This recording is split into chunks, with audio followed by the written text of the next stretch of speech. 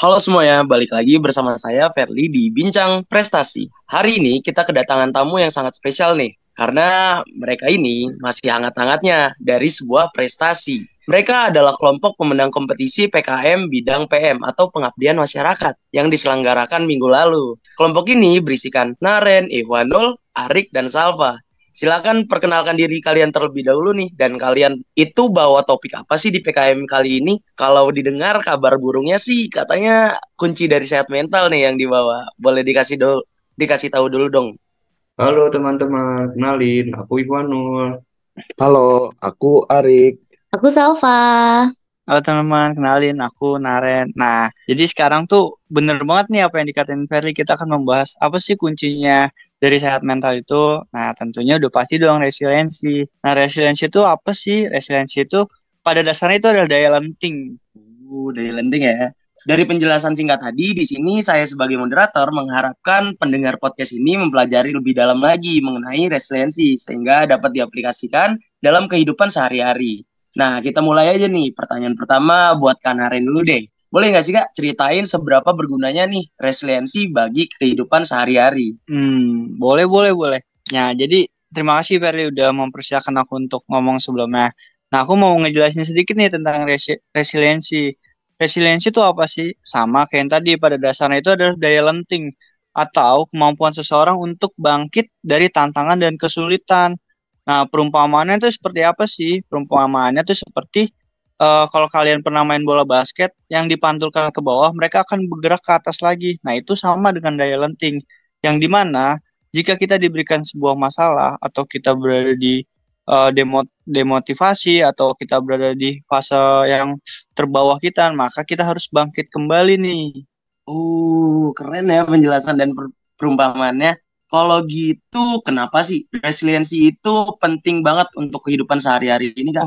Jelas dong, penting banget. Karena dengan memiliki kemampuan untuk bangkit itu sendiri atau yang kita namakan dengan resiliensi, maka kamu tuh secara tidak sadar dapat mengatasi masalah, terus kamu juga nggak gampang menyerah, terus kamu juga mudah untuk bangkit dari kegagalan, dan juga tentunya kamu dapat mengelola stres. Nah, itu makanya akan menjadi kunci dari sehat mental tersebut.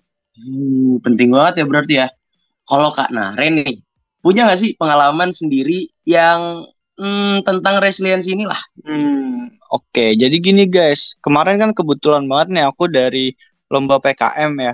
Nah itu eh, mentalku tuh diuji banget di situ dan kemampuan resiliensiku juga sangat diuji di situ yang dimana aku merasakan kayak pressure dari kanan kiri, aku mendapatkan tekanan dari kanan kiri dan ya karena pengabdian masyarakat tentunya kita ada di lingkungan sosial yang kita ada di lingkungan baru gitu. Nah, makanya aku sempat merasa ngedown dan demotivasi banget tuh Fer di situ. Nah, gimana sih caranya aku untuk menyelesaikan masalah itu? Tentunya kita harus kenali dulu nih faktor-faktor kita untuk menjaga resiliensi kita. Yang pertama itu kita harus mudah mengatur emosi kita agar kita dapat melihat sebuah masalah dengan positif. Lalu kita harus percaya akan kemampuan diri kita sendiri atau yang bisa kita sebut pede gitu ya. Kayak kita harus pede nih gitu. Nah, tapi perlu diingat juga Fer, di luar itu dukungan sosial itu juga penting buat membangun resiliensi kita. Jadi nggak bisa dari internal doang. Ada sedikit faktor eksternal yang mempengaruhi tingkat resiliensi kita. Gitu, Fer. Jadi topik ini nih sangat sesuai ya dengan pengalaman dan ternyata proses kemenangan ini juga ada di dalam topik ini. Dan saya juga baru tahu tuh, ternyata ada beberapa faktor yang mempengaruhi resiliensi. Terus selain faktor yang mempengaruhi resiliensi ini, ada nggak sih Kak yang membantu membangun resiliensi individu itu? Tadi Kak Naren udah jelasin beberapa nih faktor-faktor apa aja yang membentuk resiliensi pada diri Kak Naren. Nah, mungkin aku sekarang bakal jelasin lebih lanjut. Aspek-aspek apa aja sih yang menjadi pembentuk resiliensi pada individu. Nah, yang pertama itu ada regulasi emosi. Jadi, merupakan keadaan untuk tetap tenang dan fokus dalam menghadapi dan menyelesaikan masalah. Yang kedua itu ada pengendalian impuls, yang mana merupakan kemampuan individu dalam mengontrol dorongan, keinginan, dan tekanan yang muncul dari dalam diri individu. Yang ketiga itu ada sikap optimis, sebagai bentuk keyakinan bahwa individu dapat menyelesaikan masalahnya untuk melewati kondisi terberatnya. Yang keempat itu ada empati, yang mana merupakan kemampuan individu untuk memahami tanda-tanda emosional dan psikologis orang lain. Yang kelima itu ada kemampuan analisis masalah, yang mana kemampuan untuk mengidentifikasi penyebab dari permasalahan yang sedang dihadapi. Yang keenam ada efikasi diri, yang mana merupakan keyakinan bahwa individu itu mampu memecahkan masalah yang dialami serta mencapai kesuksesan. Nah, yang terakhir atau yang ketujuh itu adalah peningkatan aspek positif. Jadi, kemampuan individu untuk memaknai permasalahan yang dihadapi sebagai kekuatan di masa depan.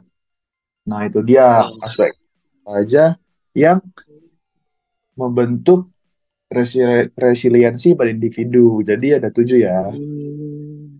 wah, banyak banget ya 7 ya. Dan kayaknya tadi penting-penting ya. Kalau nggak salah tuh aku sempat mention kayak regulasi emosi, terus efikasi diri, dan wah masih banyak lainnya dah. Terus ada nggak sih nih cara untuk orang biar lebih efektif gitu dalam memecahkan masalahnya, Kak? Oke, baik. Aku izin menjawab kali ya untuk yang bagian ini. Orang yang resiliensi tentu memiliki cara unik untuk menangani masalahnya. Yang pertama, mereka bisa mendekati setiap masalah dengan pendekatan yang sistematis. Namun, keunikan mereka bukan hanya pada pendekatan sistematis, tapi juga fleksibilitas berpikir. Mereka tidak terpaku pada satu cara. Mereka terbuka terhadap berbagai ide dan solusi. Tidak hanya itu, kreativitas dalam menemukan solusi juga menjadi kekuatan mereka. Keterampilan lain yang penting adalah kemampuan mengelola risiko. Mereka tidak hanya melihat manfaat dari langkah yang diambil, tapi juga mempertimbangkan risiko yang terlibat. Dan di tengah semua ini, belajar dari kesalahan adalah kunci. Resiliensi bukan tentang tidak pernah gagal, tapi tentang bagaimana mereka melihat kegagalan sebagai bagian dari proses belajar. Mereka juga mengambil tindakan secara bertahap, memecah masalah menjadi bagian-bagian yang lebih kecil untuk mengatasi kompleksitasnya. Mereka mengelola sumber daya secara efisien, mengidentifikasi dan menggunakan waktu, tenaga, keahlian, serta bantuan dari orang lain dengan bijaksana. Tetapi proses belum selesai begitu solusi ditemukan. Setelah menyelesaikan masalah, mereka merefleksikan dan mengevaluasi proses pemecahan masalah. Keterampilan inilah adalah fondasi dari ketangguhan dan dalam menghadapi rintangan. Mereka bukan hanya alat, tapi juga jendela menuju perkembangan diri yang berkelanjutan. Oke, aku lanjutin dari sini ya, Kak. Nah, seperti yang udah dibahas yang lain, anggap lah ya, kayak resiliensi itu bikin kita dapat banyak banget dampak positif gitu. Jadi tentu orang yang punya resiliensi tinggi itu dapat mengelola stres dan cemasnya mereka dengan baik. Nah, selain itu mereka juga jadi mampu menghadapi masalah dan menemukan solusinya. Jadi gampang lah adaptasi sama kondisi, situasi, bahkan lingkungan sosialnya mereka. Nah, nggak heran kalau orang yang resiliensi itu biasanya punya hubungan baik terhadap orang lain. Mereka bisa cari dukungan baik dari dukungan material atau moral. Nah, resiliensi juga nyambung sama kesuksesan dalam apa yang dirintis individu, baik itu di bidang pekerjaan, akademik, hingga hobi. Karena gimana ya, orang yang resiliensi tinggi akan aktif terus-menerus mencari jalan keluar kalau lagi terpuruk, kalau lagi terhalangi masalah gitu. Jadi mereka akan aktif merintis demi kesuksesannya mereka gitu. Waduh, waduh, agak kaget nih. Langsung diselang gitu aja sama Kak Salman nih. Tapi Oh, mantap banget nih, Kak. Jadi resiliensi itu kudu banget mesti dimiliki ya biar kesehatan mental kita itu baik dan juga bantu kita agar lebih sukses mencapai apa yang kita inginkan gitu. Dan tapi tuh Kak, tadi kan dampak psikisnya nih. Kalau dampak positif terhadap fisiknya ada nggak sih Kak? oke, bener banget. Makasih ya Verly udah ditanyain karena aku lupa aja mention itu.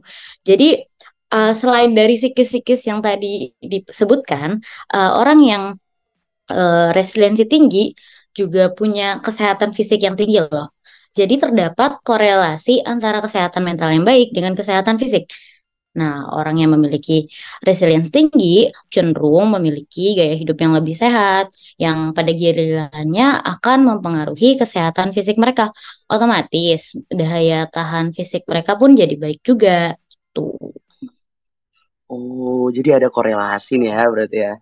Mm-mm. Jadi gitu nih teman-teman. Banyak ya ternyata dampak positifnya dan ya, tapi sayang banget nih. Karena nggak kerasa kita udah di penghujung pertanyaan nih. Buat Kak Salva lagi deh. Kan tadi kita bicara tentang dampak, terus manfaat, contoh, faktor-faktor yang mempengaruhi dan cara orang resilience itu menghadapi masalahnya. Jadi terakhir banget aku mau nanya dong Kak.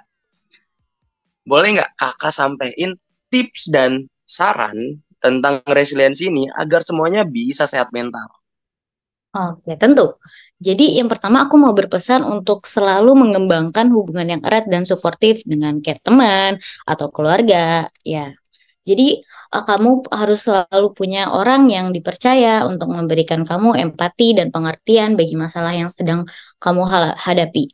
Lalu coba saat kita uh, kesulitan, pertahankanlah pandangan positif. Nah, fokus pada aspek positif dari situasi yang sulit yang sedang dijalani. Latihan bersyukur juga works loh. Jadi dengan mengakui dan menghargai hal-hal yang baik dalam hidup, uh, kamu juga bisa terus ada yang diharapkan dalam hidup ini. Tapi nggak lupa juga untuk selalu set realistic goals. Maksudnya apa? Jadi pandangan positif tadi bukan berarti jadi berandai-andai, jadi tidak realistis, melainkan uh, kamu bisa memecah goals akhir itu, memecah mimpi besar menjadi goals-goals kecil yang lebih realistis. Jadi kamu bisa dapat mengelola. Nah, jangan lupa juga kalau sedang mendapatkan, punya eh, prestasi kecil, apapun itu diberi reward, jadi bisa menumbuhkan rasa pencapaian, rasa pantas gitu. Ingatlah bahwa membangun resiliensi itu adalah proses yang terus menerus berkelanjutan dan strategi yang berhasil bagi setiap individu akan berbeda-beda. Bisa jadi works buat aku belum tentu works buat orang lain. Kamu harus terus-menerus cari yang mana yang paling cocok untuk diri kamu sendiri. Nah, jadi penting untuk kita bisa menyesuaikan saran-saran yang didengar dengan kebutuhan dan keadaan kamu sendiri. Nah, yang terakhir, jangan sungkan cari bimbingan profesional seperti konselor atau psikolog ketika kamu sedang merasa kurang resilient. Nah, semangat ya semua teman-teman resilient. Wah, wah, wah, itu dia nih tips dan triks atau saran dari anak-anak berprestasi. Terutama yang tadi tuh sarannya yang terakhir tentang ke psikolog atau bimbingan profesional kalau kamu ngerasa kurang resilient. Seru banget ya pembahasan kali ini kawan-kawan. Tapi sayang banget nih karena durasi waktu, pertanyaan barusan merupakan pertanyaan terakhir untuk sesi podcast kali ini. Izinkan saya simpulkan sedikit terlebih dahulu bahwa resiliensi tadi mempunyai manfaat yang besar, yaitu peningkatan kesejahteraan individu, meningkatkan produktivitas dan kinerja, dan peningkatan kualitas hidup secara keseluruhan. Resiliensi juga punya faktor, yaitu problem solving, social support, dan kepercayaan diri yang dibawakan oleh Kanaren tadi. Dan punya 7 aspek juga kalau tidak salah yang membantu juga, yaitu regulasi emosi, pengendalian impuls, sikap optimis, empati, analisa masalah, efikasi diri, dan peningkatan aspek positif yang dibawakan oleh Kak Harik tadi. Dan juga masih banyak manfaat lainnya, dampak-dampak positif yang dibawakan Kak Salva. Dan tadi juga sempat Kak Iwanul juga memberitahukan manfaat lainnya.